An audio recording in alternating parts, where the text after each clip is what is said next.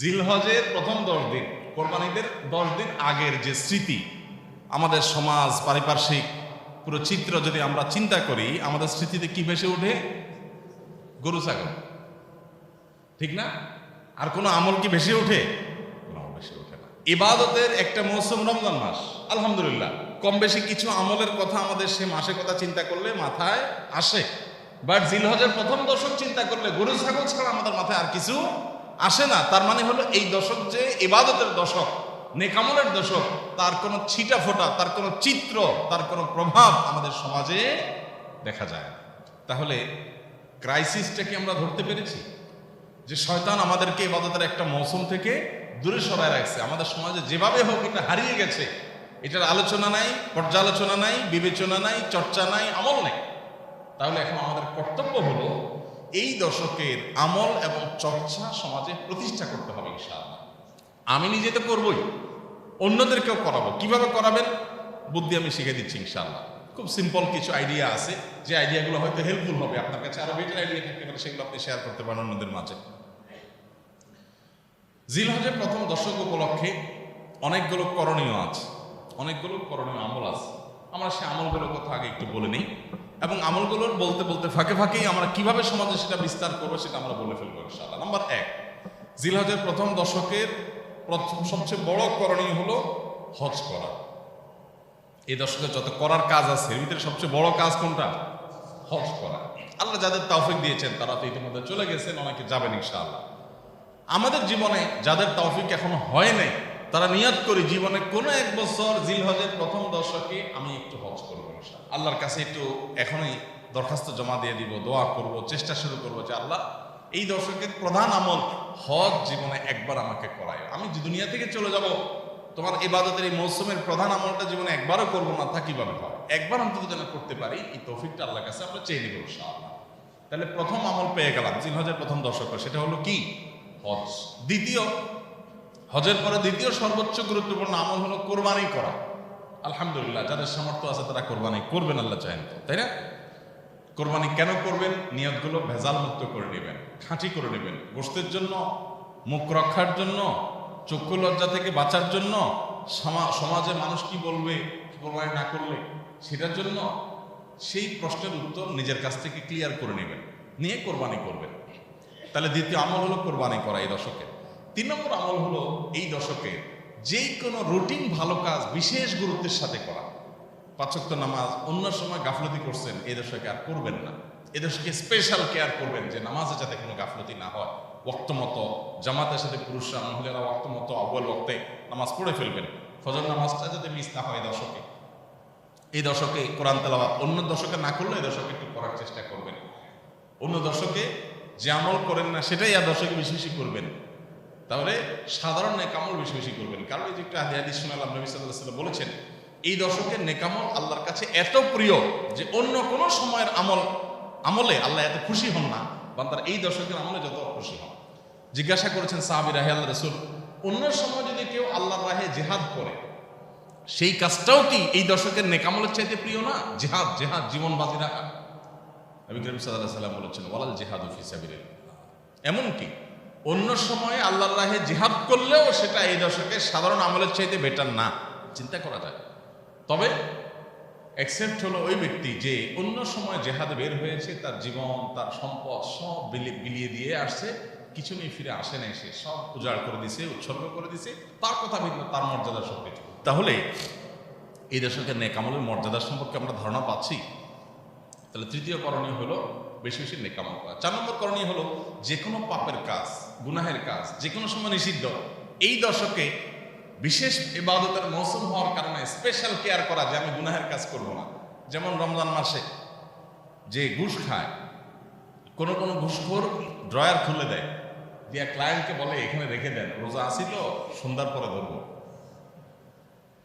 এই যে এতটুকু তার মধ্যে যে বিহিত আসছে, যদি এটাতে কোনো কাজ হবে না, দিন শেষে তো খাইলো সে, যে রোজার মাস, টাকাটা হাতে নেব না, ক্যাশে রাখেন, ইফতার করে তারপরে ধরবো। তো এই যে এতটুকু তার ভিতরে ধারণা তৈরি হয়েছে যে রোজা অবস্থা গুনাহ করলে বেশি অপরাধ হবে। তো এই জিলহজের প্রথম দশকে যে কোনো পাপের কাজ অন্য সময় তো করবোই না, এই দশকে স্পেশাল কেয়ার করবো পাপের কাজ থেকে বেঁচে থাকার জন্য। 4 নম্বর আমল। 5 নম্বর আমল হলো বেশি বেশি জিকির করো, বেশি বেশি আল্লাহর স্মরণ করো, আল্লাহর কথা চিন্তা করবো। কোরআন তেলাওয়াত করা উত্তম জিকির, সুবহানাল্লাহ, আলহামদুলিল্লাহ, আল্লাহু আকবার, সব ধরনের জিকির বেশি বেশি করে করা। কারণ আল্লাহ সুবহানাহু ওয়া তাআলা কোরআনে কারীমে বলেছেন যে ওয়াযকুরু ইসমাল্লাহ ফি আইয়ামিন মা'দুদা, নির্দিষ্ট দিনগুলোতে আল্লাহর বান্দারা আল্লাহর জিকির করে। এই নির্দিষ্ট দিন বলতে জিলহজের প্রথম দশকে বোঝানো হয়েছে। তাফসীর বিদ্বান, মুফাসসিরিন ইকরাম সব তাফসীরগুলোতে প্রায় এই বিষয়ে কথা বলা আছে। তাহলে 4 নম্বর আমল গুনাহ থেকে বাঁচা, আর 5 নম্বর আমল হলো বেশি বেশি জিকির করা। 6 নম্বর আমল হলো এই দশকে যারা কোরবানি করবেন তারা চুল নখ ইত্যাদি এই 10 দিন কাটবেন না। অর্থাৎ জিলহজের চাঁদ ওঠার আগে চুল নখ, গোপ, অবাঞ্ছিত লোম এগুলো কাটাকাটি শেষ করে চাঁদ উঠছে আর কোরবানির আগ পর্যন্ত এটা করবেন না। কোরবানি হয়ে গেছে, চাঁদ উঠছে, এরপরে এটা করবেন। এই আমলটা শুধু কোরবানিকারী ব্যক্তির জন্য খাস কিনা, একটা হাদিস থেকে বোঝা যায় এটা কোরবানিকারীর জন্য আমল, কিন্তু অন্য আরেকটা হাদিস থেকেও দেখা যায় যিনি কোরবানি করবেন না তিনিও এই আমলটা করতে পারেন। করলে আল্লাহ তাআলা থেকে কোরবানি করার সওয়াব দান করবেন। এবং শুধু সেটাই নয়, কোরবানি করেন বা না করেন, ছোট বাচ্চাদেরকে পর্যন্ত বিভিন্ন হাদিস থেকে আমরা পাই যে তাদেরকে উৎসাহ দেওয়া হয়েছে তারা যেন এই দশকে চুল নখ ইত্যাদি তাদেরকে মা বাপ না কাটে। এটা একটা আমল। 7 নম্বর আমল হলো এই দশক উপলক্ষে তাকবীর বেশি বেশি পাঠ করা। আল্লাহু আকবার, আল্লাহু আকবার, লা ইলাহা ইল্লাল্লাহ, আল্লাহু আকবার, আল্লাহু আকবার, ওয়ালিল্লাহি। এই তাকবীরটা বেশি বেশি করে পাঠ করা, এটা এই দশকের আমল। এই দশকের আমলকে পুনর্জীবন দেওয়ার জন্য এই পয়েন্টটাতে আমরা একটু কাজ করতে পারি। অর্থাৎ তাকবীরের ধ্বনিতে আমাদের পুরো পরিবেশটাকে মুখরিত করতে পারি। এই জিনিসটা মিডল ইস্টে আছে, সৌদি আরবে আছে। তারা তাদের সমাজে বিভিন্ন জায়গায়, ঘর বাড়িতে, অলিতে গলিতে, এমনকি দোকানে, সুপার শপে, শপিং মলে, বিভিন্ন জায়গায় তারা ছোট ছোট আপনার স্পিকার দিয়ে মৃদু ভলিউমে তারা তাকবীর বাজায় রাখে, সুরিত কণ্ঠে তাকবীর বাজতে থাকে। আল্লাহু আকবার, আল্লাহু আকবার, লা ইলাহা ইল্লাল্লাহ, আল্লাহু আকবার, আল্লাহু আকবার, ওয়ালিল্লাহিল হামদ। গোটা সমাজ যে আমাদের এই পশ্চিমারা এবং তাদের দোসররা আমাদের সমাজটাকে যে নোংরা করে রাখছে, তাকবীর ধ্বনি যদি সারা দেশের সমস্ত অলিতে গলিতে বাজতে থাকে, অন্তত শয়তান থেকে কিছুটা হলেও পবিত্র হবে ইনশাআল্লাহ। এই জন্য এই দশকে তাকবীরটা জোরে জোরে পাঠ করা, জোরে জোরে বলতে আবার এমন জোরে না যে কারোর ডিস্টার্ব হয়, মৃদু ভলিউমে, যাতে তাদের কোনো কারোর অসুবিধা না হয়। সেভাবে আমরা তাকবীরের ধ্বনিটাকে যত বেশি আপনার এটা আমরা চর্চা করতে পারবো, তত বেশি এই সম্পর্কে মানুষের ধারণা তৈরি হবে। যখনই একটু উচ্চস্বরে তাকবীর শুনবে কেউ, তখন তার ধারণা হবে ব্যাপার কি, তখন বুঝবে যে এটা জিলহজে প্রথম দশক চলতেছে, আমলের দশক চলতেছে। এই একটা জায়গায় আমরা যদি কাজ করি তাহলে আমলটাকে আমরা পুনর্জীবন দিতে পারি। সাহাবীদের কেউ কেউ তারা এই দশক আসলে বাজারে যেতেন, কেন? শুধু তাকবীর দেওয়ার জন্য, যে বাজারে গিয়ে একটু জোরে তাকবীর দিতেন। আল্লাহু আকবার, আল্লাহু আকবার, লা ইলাহা ইল্লাল্লাহ, আল্লাহু আকবার, আল্লাহু আকবার, ওয়ালিল্লাহিল হামদ। আমরা শুধু ঈদের দিন পড়ি, ঈদের দিন না, এটা 10 দিন ধরে করার জিনিস। তো সাহাবী বাজারে যে এটা জোরে বলতেন, যাতে করে তার শোনা শুনে অন্যদেরও মনে হয় তারাও পড়ে। তো আমরা মুদি দোকানে, চায়ের দোকানে যাই, যদি একটু জোরে তাকবীর বলি, প্রথম বলার পর সবাই একটু তাকায় থাকবে, ব্যাপার কি, লোকে মাথায় কোনো সমস্যা টমস্যা আছে, এরকম একটা অ্যাপ্রোচ দেখতে পারেন।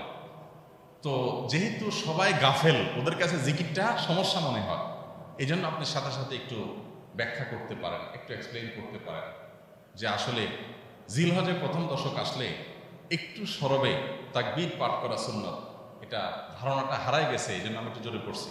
আপনারা কেউ চাইলে পড়তে পারেন, তাহলে ইনশাল্লাহ দেখবেন আবার স্বাভাবিকভাবে যেন মাথা ঠিক আছে, সমস্যা নেই। তাহলে এই তাকবীরটা সাহাবীরা দেখেন বাজারে গেছেন তাকবীর বলার জন্য। জীবনে কোনোদিন বাজারে তো কাঁচামরিচ কিনতে, পেঁয়াজ কিনতে, নানা ধান্দা, নানা কারণে গেছেন, কোনোদিন এরকম হয়েছে যে শুধু একটা আমল করার জন্য বাজারে গেছেন? তাহলে এই দশকে চেষ্টা করা যাবে তো ইনশাআল্লাহ।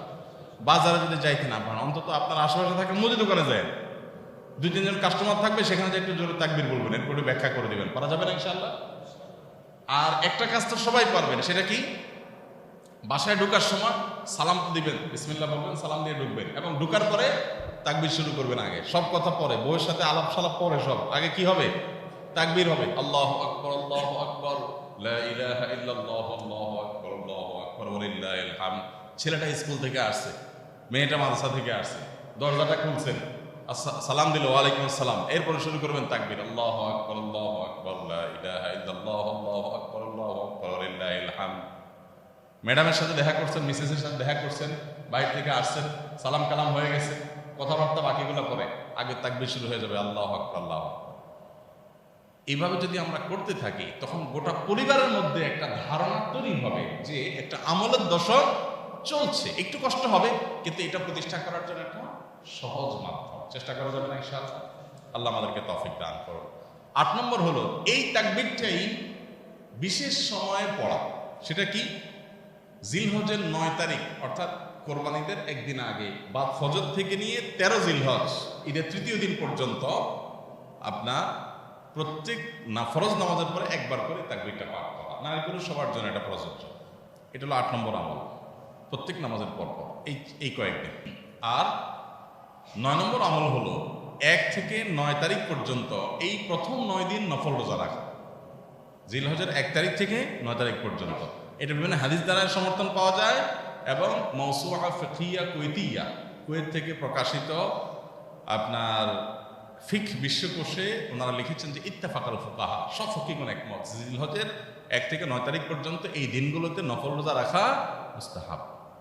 তাহলে সেটা আমরা করতে পারি। 9 নম্বর আমল গেল। 10 নম্বর হলো বিশেষভাবে আরাফাত দিনে রোজা রাখা, অর্থাৎ 9 তারিখটা স্পেশাল। এই দিনে রোজা রাখলে কি হয়? 1 বছর আগের এবং 1 বছর অগ্রিম আল্লাহ তাআলা গুনাহ মাফ করে দেন। আর 11 নম্বর আমল হলো ঈদের দিনে যত আমল আছে সেই আমলগুলো ঠিক মতো করা। সবার চেষ্টা করবো তো ইনশাআল্লাহ। আমরা আসুন্নাহ ফাউন্ডেশন থেকে একটা লিফলেট করেছি এবছর, প্রথমবার এবছর আমরা একটা প্রিন্টেড ভার্সন করেছি। এটা ইনশাআল্লাহ সামনের জুমায় আমরা মসজিদে ইমাম সাহেব এবং ওয়াজ সাহেব বলবো, আপনারা ব্যবস্থা করবেন সংগ্রহ করার ফ্রি বিতরণের জন্য। এটা আপনারা কেউ চাইলে খরচ দিয়ে নিতে পারেন, আর খরচ ছাড়া ফ্রি চাইলেও কেউ আসুন্নাহ ফাউন্ডেশনে যোগাযোগ করে নিতে পারবেন। ছোট একটা লিফলেট করা আছে, জিলহজের প্রথম দশকের তাৎপর্যগুলো কি, করণীয়গুলো কি, এটা আপনি বিতরণ করেন।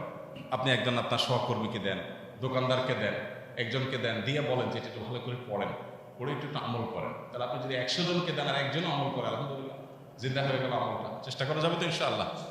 তো লিফলেটটা আগামী সপ্তাহে মসজিদে কিছু নিয়ে আসবে, এখান থেকে একটা বেশি নিতে পারবেন না। একটা বেশি নিলে ফাউন্ডেশন থেকে যাই নেবেন, একটু কষ্ট করেন। শুধুমাত্র আমরা চাই যে আমাদের পকেটে ভরে দেখ। আরো সহজ হইতো যে তাবিজ বানায়া আমলটা খাওয়া দিতে পারতো, আমরা গিলে ফেলতাম, কাহিনী শেষ হয়ে যেত। দরকারে হুজুর কিছু টাকা নিতে, তাও ভালো। আমরা মূলত এরকমই চাই, তাই না? যে এত ঝামেলা করে কে?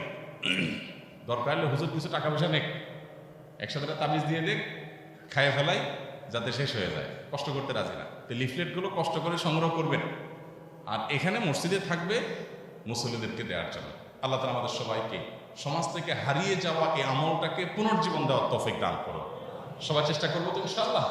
জাযাকুমুল্লাহ খাইর, জাযাকুমুল্লাহ খাইর। খুব বেশি আলোচনা করব এবং অন্যদের মধ্যে ফেরি করব, উচ্চস্বরে তাকবীর দিতে থাকবো ইনশাআল্লাহ। আল্লাহ তাআলা আমাদের সবাইকে সে তৌফিক দান